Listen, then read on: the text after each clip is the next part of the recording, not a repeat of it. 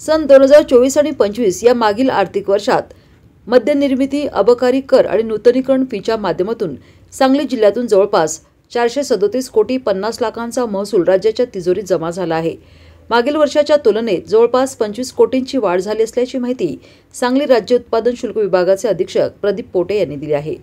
राज्याच्या आर्थिक विकासात मोठ्या संख्येने महसूल मिळवून देणारा विभाग हा राज्य उत्पादन शुल्क विभाग आहे। मद्यनिर्मिती आणि विक्रीतून मोठ्या प्रमाणावर महसूल राज्याच्या तिजोरीत जमा होत असतो।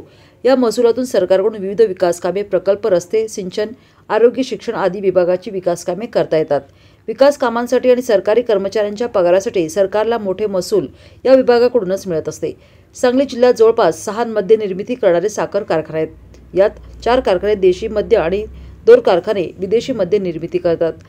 या केवळ 6 मध्ये निर्मिती करणाऱ्या कारखान्यांकडून 400 कोटींचा अबकारी कर गोळा झाला आहे। जवळपास 95% कर हा या माध्यमातून जमा होत असतो। तर permit room, beer bar, wine shop, liquor shop यांच्या नूतनीकरण फीमध्ये सुद्धा 30 कोटींचा कर गोळा झाला आहे। तर दंड आणि इतर माध्यमातून 7.5 कोटींचा असा एकूण 437 कोटी 50 लाखाचा कर मागील आर्थिक वर्षात सांगली जिल्ह्यातून सरकारी तिजोरीत जमा केला आहे। सन 2023 आणि 24 या आर्थिक वर्षात 412 कोटींचा कर जमा झाला होता आणि सन 2024 आणि 25 या मागील आर्थिक वर्षात 437 कोटी 50 लाखाचा कर जमा झाला आहे। मागील वर्षाच्या मानाने जवळपास 6% वाढ आहे।